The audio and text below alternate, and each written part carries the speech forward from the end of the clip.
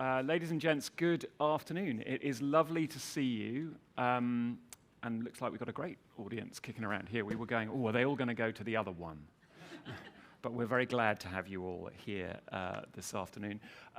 You can see what we're going to talk about. We're going to talk about employability. We're going to talk about investing in job readiness and how do we do this. We've got a really terrific panel of 4 people to chat about this afternoon.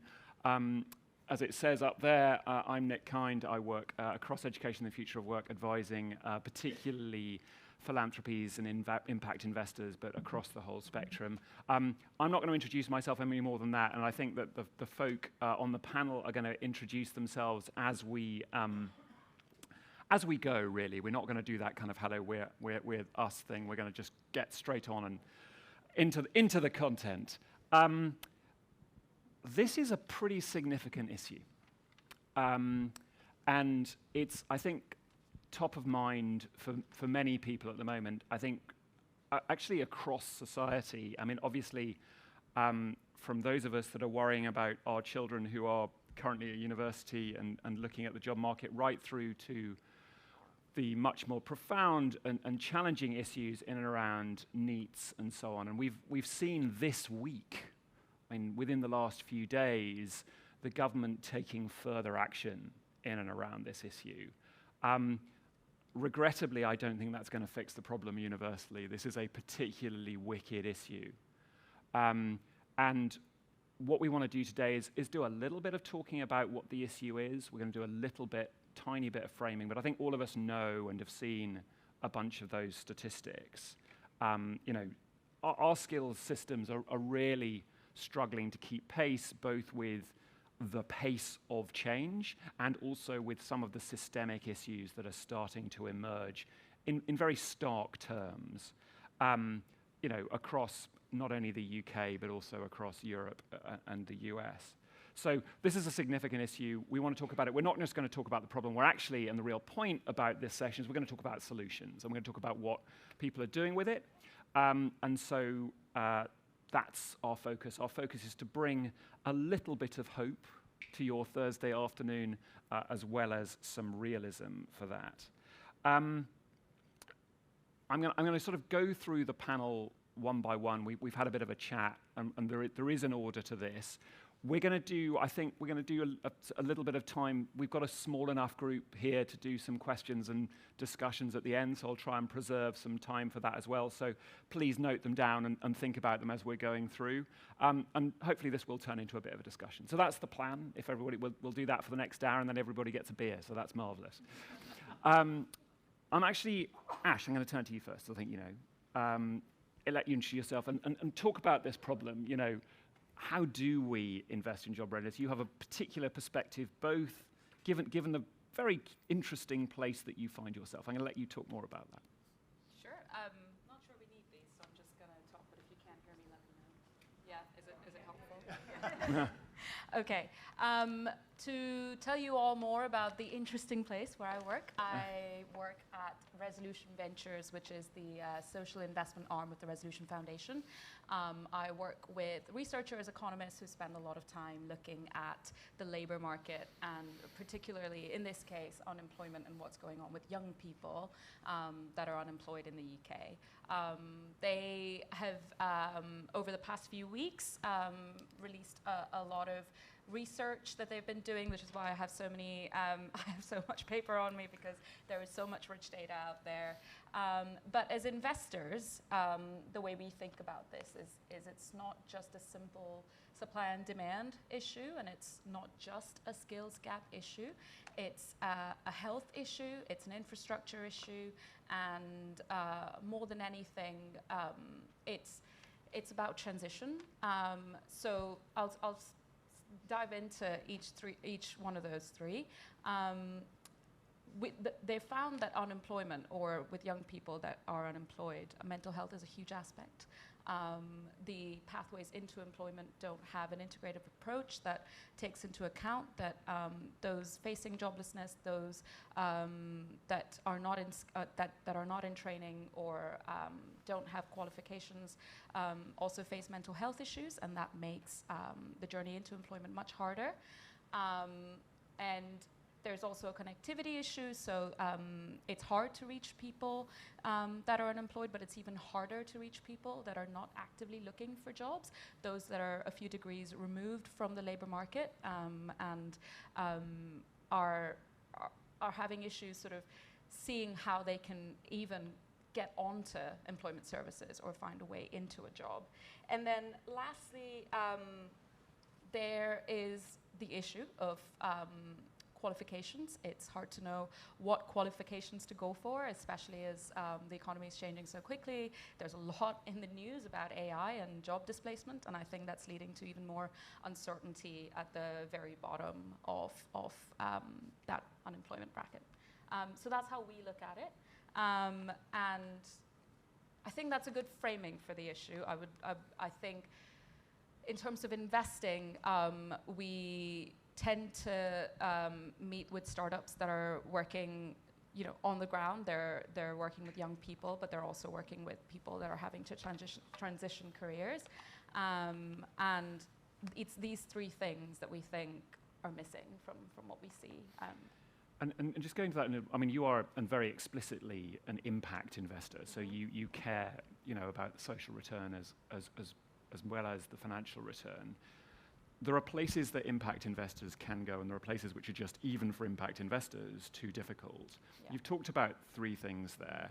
Are there places you do and don't go? How do you think about that?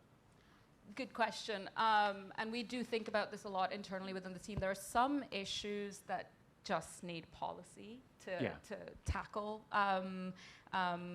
Mental health, I think there can be an integrative approach which tech entrepreneurs can look at, but I think fundamentally that mental health approach needs to be put into place from a policy perspective. In terms of infrastructure, again, that's again something that we think policy should solve. But there are things that we think tech can do in terms of access to jobs, careers, education. One of the companies in our portfolio, Greenworks, offers education about careers in net zero and offers training for those careers and connects not just young people, but anybody looking to get into a green career with employers. And we think that's where the opportunity is, so that gap between those that aren't actively looking for jobs because they just simply don't know what's out there and feel like there is a massive delta between what they can do, their capabilities, and what the market requires of them. We think that's where the opportunities lie. And then in terms of delivery, in terms of what needs to happen at the employer level, we think policy should maybe do more than us as investors. And Helene, I'm going to ask you these two questions in just a minute as well. One more. It's funny, so part of my role, as you know, I work for an impact investor based in Spain that thinks a lot about this work across Europe. And we were talking to a startup today that, for various reasons, has fallen foul of policy. Not through no creation of their own, just policy has been delayed. The government has made different decisions. There is always a risk, I think, particularly in this market, of investing in companies and then through no fault of the companies, the policy environment changes. And I don't know how you think about that in terms of your risk judgments as you make those decisions when you're talking to companies and deciding where to invest. How far do you go, well, you know what, that's just part of the game, or how far do you calibrate that? That's really interesting.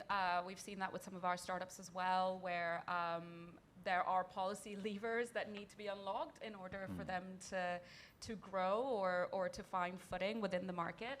And well, we've always believed that it's not, policy helps, but the impetus is coming from employers, and it's coming from people looking for jobs, and it's coming from what the economy needs to either make a transition or boost employment. So we always think if you are able to if you're able to meet the needs of your clients, the employers, if you're able to design job pathways with employers, then policy helps, but it's not as significant. It can help when it's ready, basically. Thank you, Helen. I'm going to come to you. You also work for effectively a sort of hybrid organisation. Apparently, people in this room hopefully know about it. Yeah. you know, you have a foundation arm, but you very much are in the investing arm, and I think you're going to maybe talk a little bit around the same question. You know, where are you seeing the challenges, but also where are you seeing the opportunities? What is of interest to you? And also, if you want to touch on some of those sometimes challenges in making those investing decisions, that'd be great too. Yeah, absolutely. Thanks, Nick.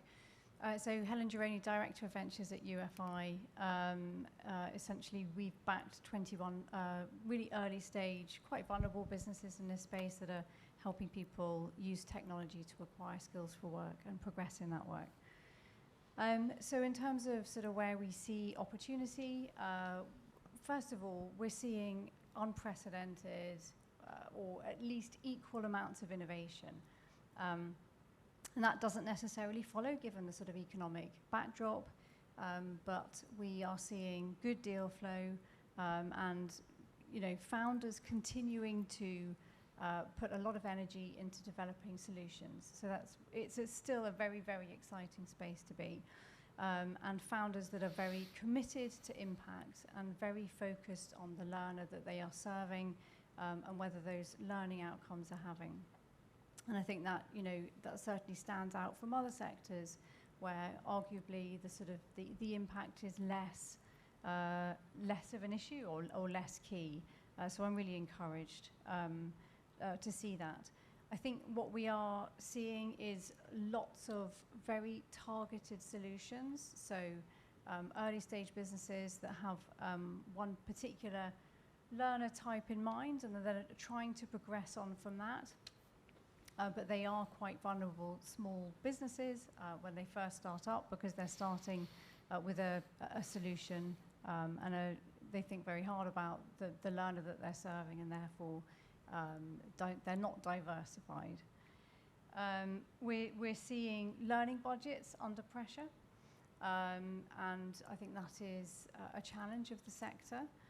And so what we're trying to do when we're investing is look at companies that are less vulnerable to personal learning budgets, for example, and businesses that are able to pivot and seek other pots of money, essentially, budgets within organizations that can be tapped into at different points in the economic cycle when personal learning budgets aren't as great as they were. And for example, you know, that reminds me of the conversation that we had here last year.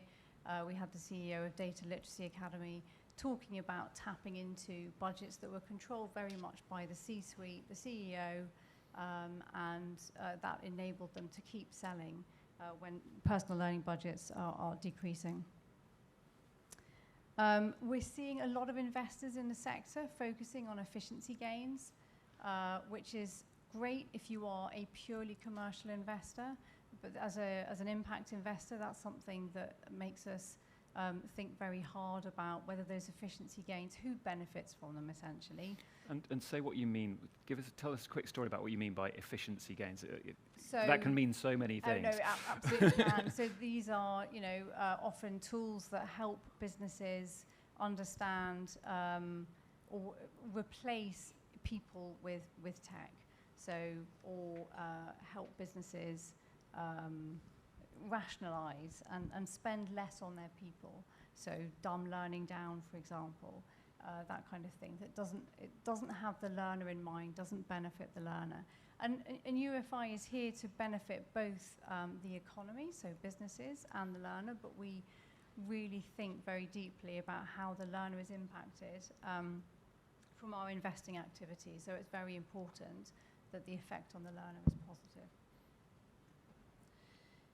We're seeing a lot of focus on the return on investment of learning tools and an increasing pressure for companies to provide that data and prove learning outcomes, which I think is an incredibly positive thing to do, and it's what a lot of our companies that we've invested in have set out to achieve, but it is very difficult to do. But my experience is in the last couple of years that companies are making real progress in being able to get to that place. And we expect over the next sort of year or so for those markets, for those products to hit the market and for there to be quite a positive change in sort of proving ROI for clients. And do you think that those clients are ready for that? I mean, we've been hoping in many ways that that's going to happen for 10 years, maybe. Yeah. That suddenly, purchasers of L&D materials or learning materials in general are going to go, yes, okay, we want to see the business benefits, we want to see the proof that people are learning, and let's be honest, it hasn't always happened. Yeah. Are those? Do we think that the purchasers are getting to that level of maturity, or maybe a better question, are there places where we think that that's going to happen more quickly than others? Absolutely, the latter, and I think there's not sort of best practice yet within teams. I think there's no sort of cheat sheet. All organisations look at this very differently. And it hasn't been done yet before, and so I think there's a sort of a huge learning curve. I also, think there are some real trailblazers in this space that are looking at a lot of data and trying to work out what is indicative, what is reflective of good learning outcomes. But they haven't yet managed to do that at scale. And I think that, as I said, there are products that are coming to market that will enable them to do that. They will be snapped up by those forward-thinking organizations. And, I expect the rest will follow in due course, which is really exciting. Thank you. Wendy, I'm going to come to you. You have, another great perspective on this. I'm going to let you explain where you fit in, and some of the things that you're seeing in and around this, and some of the things that you are facilitating and doing to address this problem, I think. Good afternoon. So my name is Wendy Corns, and I'm from AWS. And I always say I've got one of the best jobs. I manage a global team that helps to build talent pipeline for our customer and partner ecosystem for entry-level roles. And the way we do it is we collaborate with higher education and vocational education providers and help them enrich their curriculum and then prepare the learners for careers. Just to give you an indication of size, so we work across 12 countries, and then our collaborating organizations were about 950 customers and partners, over 1,300 education institutions, and last year we engaged over 140,000 learners in applied learning industry context and connected them, helped them to build portfolio of evidence and connect them with potential employment opportunities. So, and I guess, but when we started a few years back, the focus was very much around technical roles, because there was a clear pathway and clear focus on, purely technical roles and kind of the digital skilling and the relevance of those. And it was traditionally classroom-based learning, lots of content to go into classrooms. But actually, what we're seeing now from the industry and what we're hearing from both our customers, partners, but also if you look at some of the research organizations, we use data from World Economic Forum or from Gartner to kind of calibrate against. What we're seeing is the role boundaries are getting blurred. The expectation that AI literacy is foundational to key roles is all out there. In fact, we've just published, one of our arms just published a report with Strand Partners around AI impact in Europe. And I'm going to stop you as well before you carry on. What does AI literacy mean in your terms? Because it can mean about 20 different things, and again, and it will be good. Well, if you're going to get there, do carry on. But yeah. And actually, this is a really important point, and honestly, we've experienced it firsthand. 18 months ago when we started to look at AI literacy, because the initial focus was very much around AI tooling, but actually AI literacy is not about tools, and it should be quite tool agnostic. And you're starting to see some definitions coming from the market, and we've experienced the same thing. So the first component is around prompting. So really understand how to prompt the system using data to enhance accuracy, quality of the responses, using critical thinking to actually evaluate the response. And I think this is the piece which is really important, particularly for the early career learners. And in fact, I don't know how many of you have seen out there is the poor quality products that get produced with AI outputs not being critically evaluated.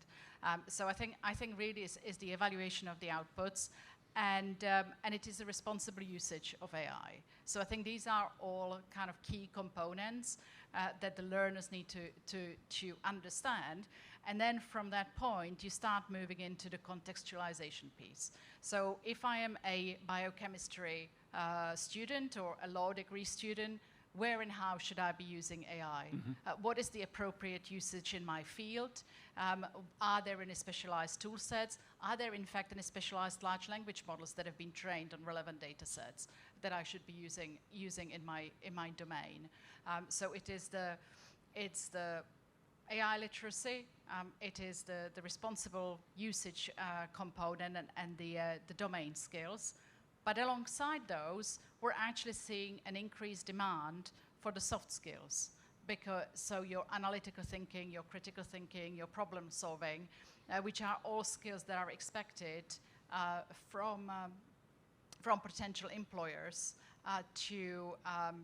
for the learners to be able to demonstrate. And the demonstration typically come no longer through just certification, because the certifications tend to be tool-focused or technology-focused.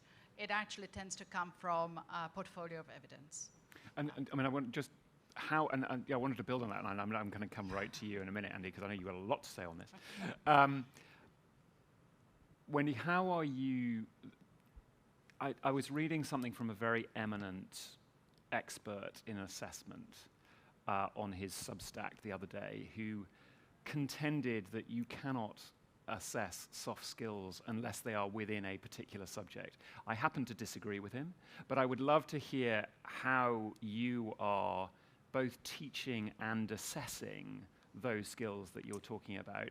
And you also, we were talking before, just outside, you know, turns out that 2 of my panel have been to Spain in the last week, one of them on holiday and one of them for work. But you were talking about a specific place where it felt like teaching and assessing those soft skills needed a very particular approach as well, and identifying people who needed, you know, some of those things. So this is a huge issue, I think, in this thing about this teaching and assessing soft skills. I'd love to hear a bit more about what you're doing about it and how that's happening. Yeah, and I guess I think I should caveat my response. We are not the educators. So the way we work, and this is really important model, is we work hand in hand with the educators who we rely on to drive the curriculum integration and to drive the assessment piece. But our focus in developing the softer skill sets is through applied learning activities. So we have an entire portfolio starting from kind of quick jams where people create a solution to longer term industry projects. And what we do in those is this is where the role of the employer ecosystem is really important, because they bring to the learners specific industry use cases with specific data sets. So as an example, we have some great collaboration with Bundesliga. We bring to the students Bundesliga data on players. And then they will build prototype applications to engage fans during match with different insights about a particular player that the fans is interested in. And then what we did last year was from some of these activities, we actually had solutions that made it onto a Bundesliga product roadmap that the students have designed. So if I am a student, not only I've walked away with, I now understand how media and entertainment and sport is using data, I am now able to build a prototype solution. Potentially, I have a solution that I can publish in GitHub that other people can see. I have my portfolio evidence, and I can put on my CV that my solution demonstrated, a better engagement with the fans and has made it onto a product roadmap for Bundesliga. So even if I don't get a job with Bundesliga, I know that this is going to make me stand out as a learner amongst 1,000 other applicants who come from computer science degrees. So I think this is the piece about the learning pathway and then understanding and demonstrating through specific solutions. That makes a lot of sense. And where that raises for me a really interesting issue about certification, accreditation, and you Amazon have traditionally been well known for having certification in cloud engineering, all of those things. How far are you carrying on in that? How far are you partnering with other people? And might we see, and you don't have to respond to this question with a definitive answer, an Amazon certification in soft skills?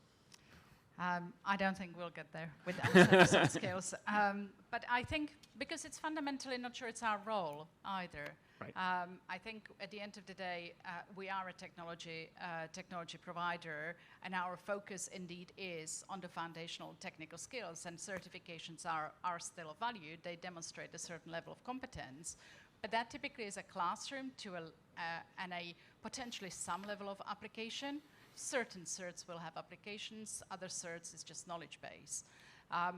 But if you want to truly demonstrate a competence, you need to be able to go outside of lab environments and actually build a solution for a problem. And that's what our customers are asking for, is I want to see that person, understand my industry and is able to build a solution that engages customers, generates new insights, accelerates research, is able to analyze data faster, or do a quick market research, by scraping data from the internet and then generated insights. So these are all, and that's kind of the path, that kind of last pathway is where my team focuses on. And we have an entire training and certification organization at AWS that focuses on that foundational content and the lab environments. Thank you. Andy, we've moved from the broad to the specific here. Andy's going to tell you, but you're actually doing this. Thank you, Nick. Yeah, we're definitely trying. So it's such an interesting debate because I think for me, in a way, these are age-old problems, and the world, we'll be talking about them again in whatever time period you pick. And then on the other side, I think we're at a sort of apex in time where the world is unrecognizable from even 6 months ago. So it's unique in that sense, but I think we have to be sort of careful. I'll just give you a real whistle stop. So I'm the COO of Springpod. Springpod is a career education platform. We do fit into this ecosystem because we're UFI portfolio company. We're definitely, probably I'd say by accident, a social enterprise. And ultimately the entire platform is built on AWS. So yeah, I guess really what we do is we try and help young people to make more informed decisions about their future. And I guess what we've done since becoming famous really for inventing virtual work experience is help them get there. That's the bit that we're like, okay, it's lovely to have a better idea, but how do you actually end up in the job? And so, yeah, I came to this because my background was much more corporate. I started at Accenture. In my day, I guess, it was, do you go to uni or not? If you do, then you're on a path. I guess the world for young people is a lot more complicated now. It doesn't mean there's less options, but it's definitely harder to make choices. I ended up in an investment bank in New York, and I was like, I have absolutely no idea why I've ended up here.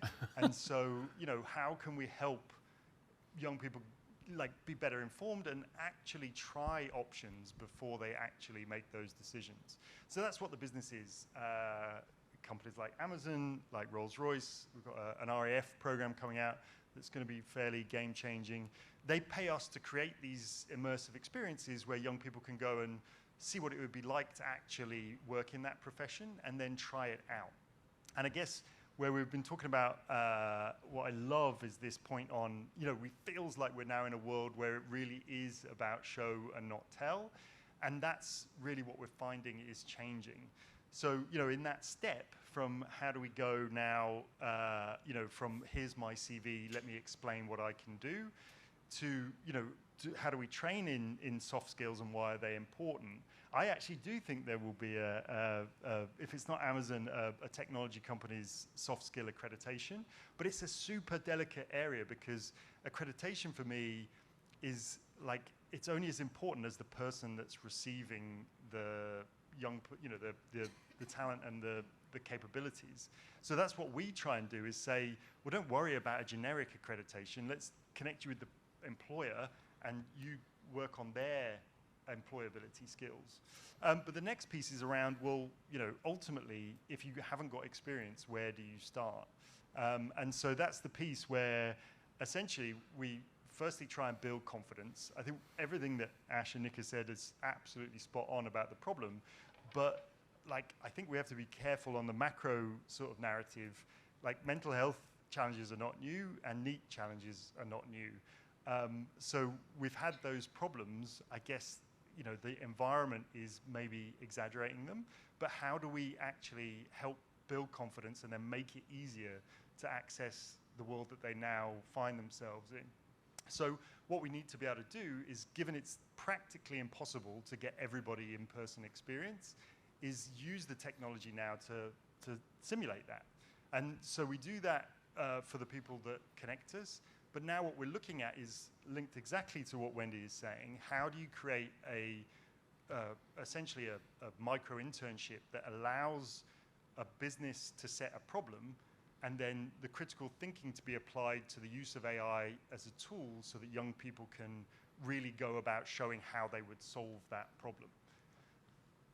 So I think I've touched on elements of what you teed me up to answer, but I can definitely keep going. I mean, tell us a little bit more about, so those people who are currently, the people who've been the focus of government policy this week, the folks who have thus far been left behind and or let down by the system, and I think you do some work in particularly with those young people. What are the challenges you're seeing and what are the solutions that you're applying particularly to that demographic? I think would be really interesting for people to hear about. No, 100%. What I don't want to do is pretend that we're expert in this area. So by definition, we rattle off stats about our accessibility because we have 60% female engagement, we have 43% ethnic minorities declared on the system, 23% declared as free school meal qualifying. All of that is not because we designed, forgive me, or set out to achieve those stats. It's because we made it blanket open access to anyone who wants to use it. And therefore, we can solve problems in places where other people can't. I guess what the journey that we've been on in the last couple of years is really fully understanding, I think the term NEET gets used a huge amount, and it sort of also is a label where you're able to say, well, that is just a young person who's not in these things. But of course, not all people in that situation are made equal, and they need lots of variety in terms of the area of support. I think what you're touching on, Nick, which is those furthest from the job market, as Ash talked about, well, that's what we've been figuring out, is you can't just put a tool in front of them and then go, right, learn this, and then when you're ready, you can have a job. So the program we've been working on, particularly with Accenture and Marriott, is saying, well, if you need a lot of wraparound support to help that young person take those steps, what are the benefits of having virtual options in that process that then make it easier for the access and then the building of the confidence that leads to that outcome? So the Marriott program, it's relatively new, but it's been a wild success in terms of the attention that it's got. I think we've had close to 6,000 young people come through in 4 months. But the joy is working with a partner like Movement to Work, the social organizations on the ground are able to say, right, what else do you need? Because it can be as simple as, there's all sorts of information challenges around, okay, if I take a job now, what does it do to benefits in my household? Or as much about, can I actually afford the bus to get me to this in-person opportunity you're giving me?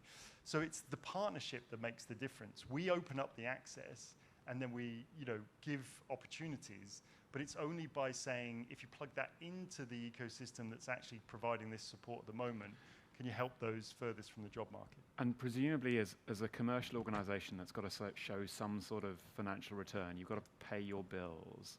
You have to be pretty intentional and clear about what you are and you aren't going to do. I mean, has that decision been difficult at any point? I mean, I'm sensing you want to help these young people as much as you can, but there are hard-nosed commercial decisions to be made about, I just can't do that because I can't make it work financially. It'd be interesting to hear what your experience of that has been insofar as you feel you can share. Yeah. I'm smiling because it's a daily thing, I guess. The interesting thing, because it touched on something you talked about before, is of course we're a for-profit organization, so we have to set up for the investors, but we also look at, the people that we serve often are trying to create social impact and so are motivated by different metrics. What the juggle is the balance. I think what we've hit upon, which is the exciting piece at this point in time, like when you started talking about learning budgets, it's for the people who are going to pay for this, where's the value for them? If it's discretionary or nice to have, then that's the difficult bit, because at hard times we know what happens to discretionary or nice to have. So how do you make the solution need to have? And that seems to be what's changing. When you look at the opportunity I think we've got in front of us, is that with the change in AI and what Wendy's referring to, with the fact that actually young people now can build things that were never possible even 6 to 12 months ago, well, that really means that they can make an impact for these businesses. So when I talk about we set these challenges, the employers come to us, we set the challenges, and then we teach the young people about both critical thinking and problem solving into solution design, but just using AI to build a prototype, to do the market research. That's the thing that then is the unlock. So the people who are going to pay are then saying, well, this is huge value add. This isn't, just for the greater good. And that then obviously is an economic decision for us. Does that answer your question? Yes, thank you. I'm now going to there's been some vigorous nodding along the panel. So I'd love to give anybody on the panel, before we move on, just a bit of a chance to respond to anything that was raised in that. Wendy's got her microphone. Look at that. Go. There was just one word which really resonated, and I'm just going to play off that, and that was the word you used, which is ecosystem, and creating partnerships. Because for us, it's not dissimilar in the work that we do. And that is, it's the technology and the access to technology has really been democratized to, substantial level to where we were, 12 months or a few years back. And therefore, the important piece for us, and actually for the institutions, are the industry context. Yep. And that's why we've been very targeted on building an ecosystem that brings in the different parties that each have a role to play. So, we provide the technology, the access to technology. Many times we've got investment programs, so the access to the technology and the consumption is for free. We bring in the industry partners who supply the latest data. They supply the industry problems, similar to what you're saying. We bring in the educators who owns the curriculum and have the relationship with the students. And very often we also bring in government organizations to help to drive the scale into bodies of school, vocational education systems to kind of help to drive that scale. And also, very importantly, help to drive the educator upskilling, which is one of the typical barriers for integrating new content into curriculum, particularly when it comes to latest technology. So I'm just going to piggyback on that creation of that ecosystem and those partnerships, because I feel that they are really essential in addressing some of these more complex societal issues. Thank you. Ash, you were also nodding vigorously. I was. I'm never sure if this is on or not. It feels like it's on, so I'm going to continue. I think on both those points, there's the ecosystem point, and then what I said earlier, which is there's a part that policy plays in intervention, but then there's a bit that investors can do, which is to create pathways. And I think what I'm getting from both of these insights is there are signals that can show up much early on before one enters a job market that can help them get that first job. And I think if there is an ecosystem, companies that connect either skills training that people have taken up when they're 16 or in colleges, or if they've gotten some careers guidance that has led them to a certain path or an opportunity they'd like to explore, I think tech can play a part in that. So both introducing young people to careers that are out there or pathways that are out there, but also starting to help them build, as Wendy was saying earlier, a portfolio that employers can then recognize and integrate into their own recruitment systems, so that there is one seamless pathway. I know that sounds very utopian given how fragmented we know the system is, but we think, and actually as investors, we'd be quite interested in things that help young people find jobs in that way, in a way that feels accessible, seamless, and it makes sense to the various different skills that are emerging now. Anything from you, Helen?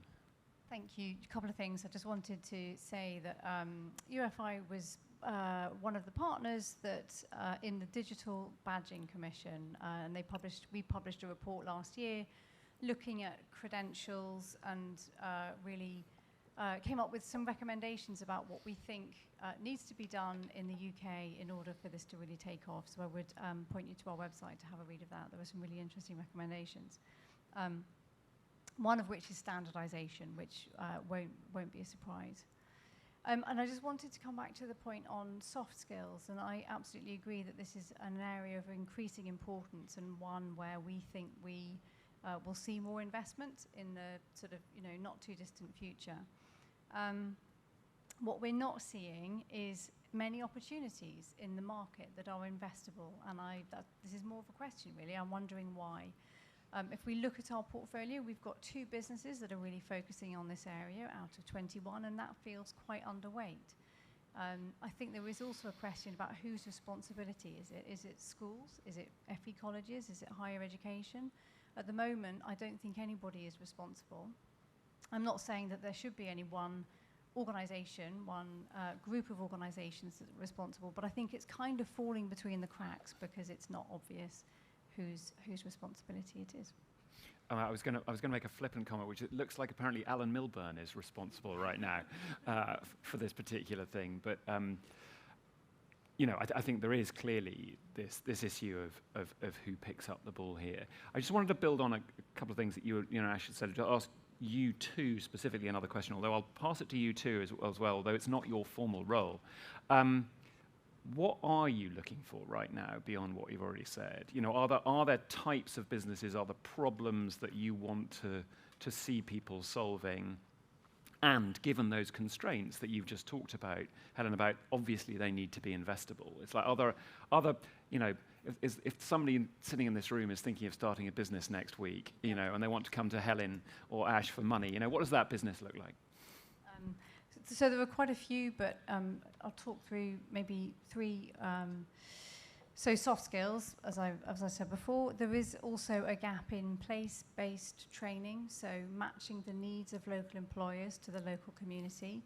And I think that for some reason is sort of under the radar at the moment, but of huge potential in terms of the impact that it can have.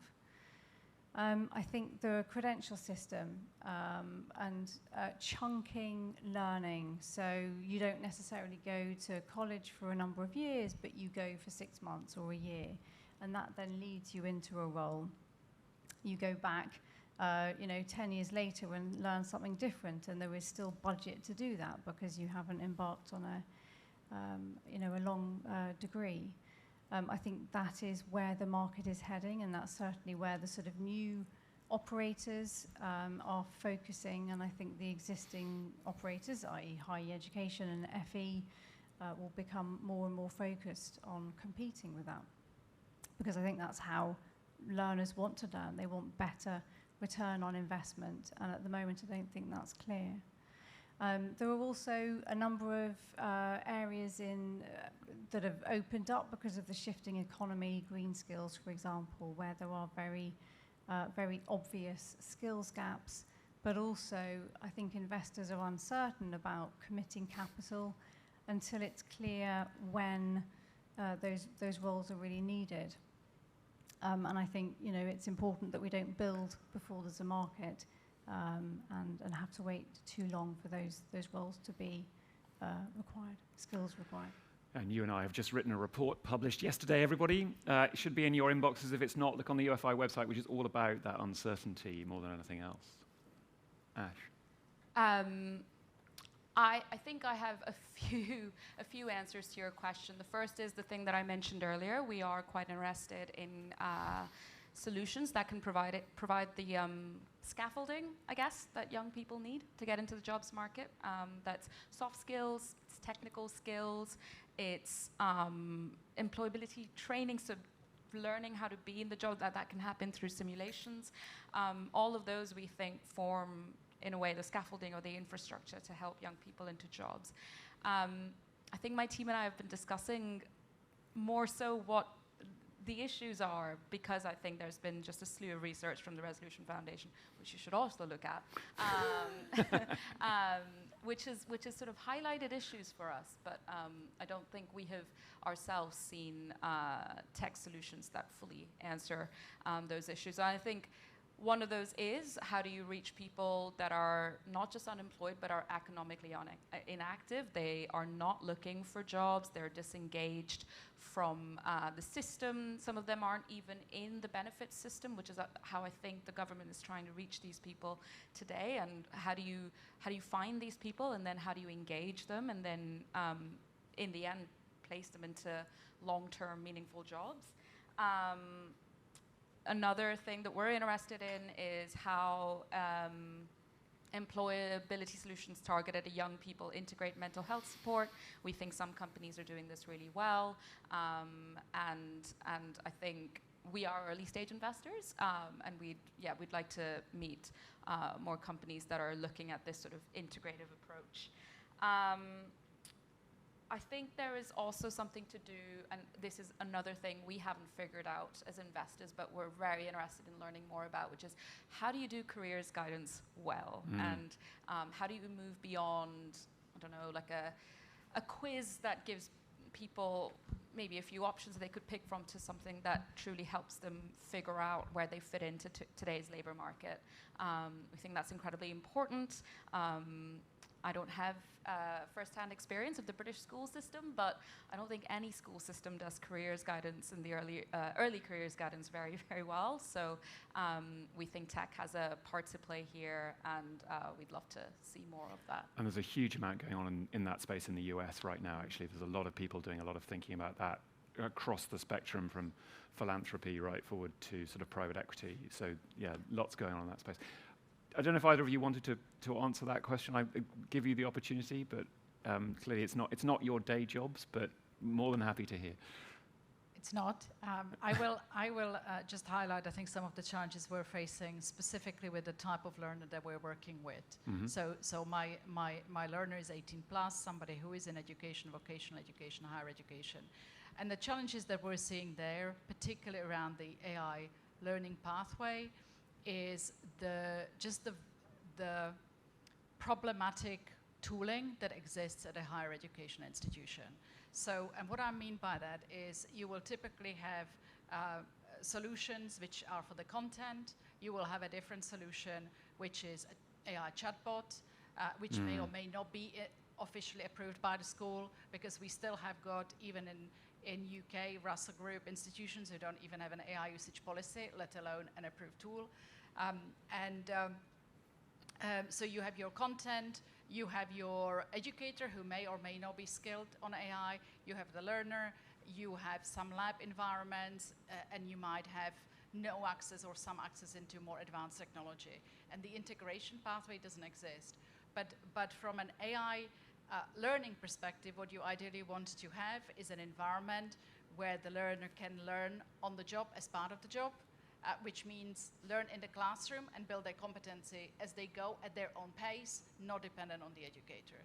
So it's this holistic integration at the institutional level, and even the large organizations, and I won't mention any today here, they again offer point solution, which are very much traditional thinking.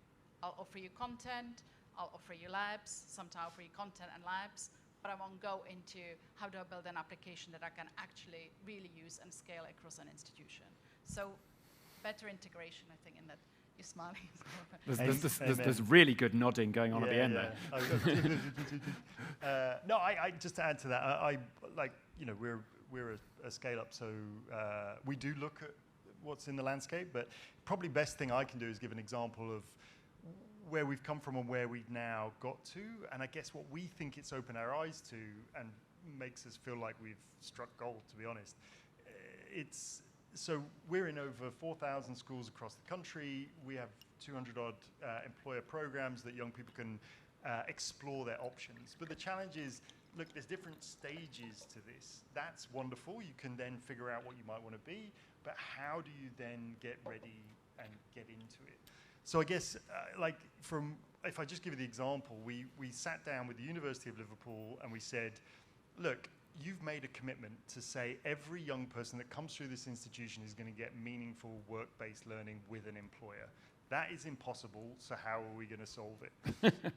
So we took a look around and we said, well, who does like work-based training the best? And we might not be right, but we said, essentially, professional services firms are pretty exceptional at it because they're people only. How can we give that to everybody?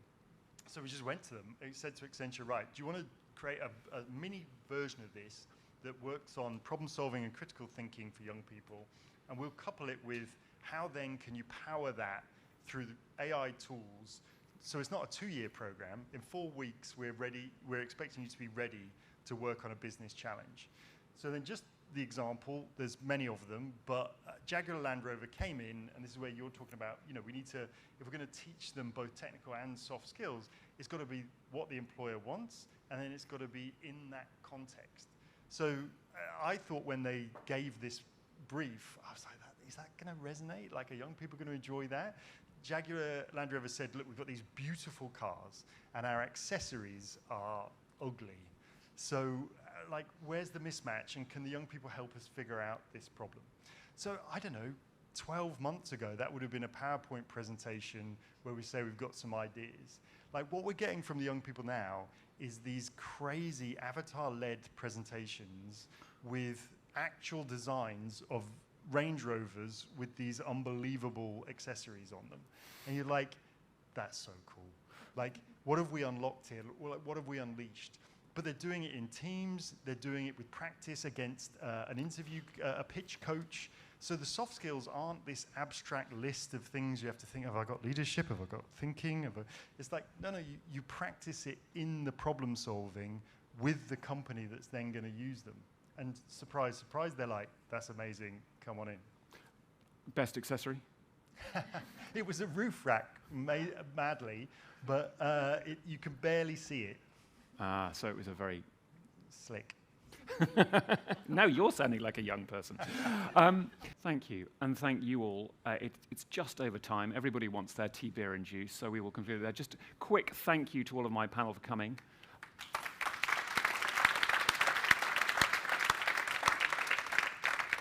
And thank you all for listening. See you over there.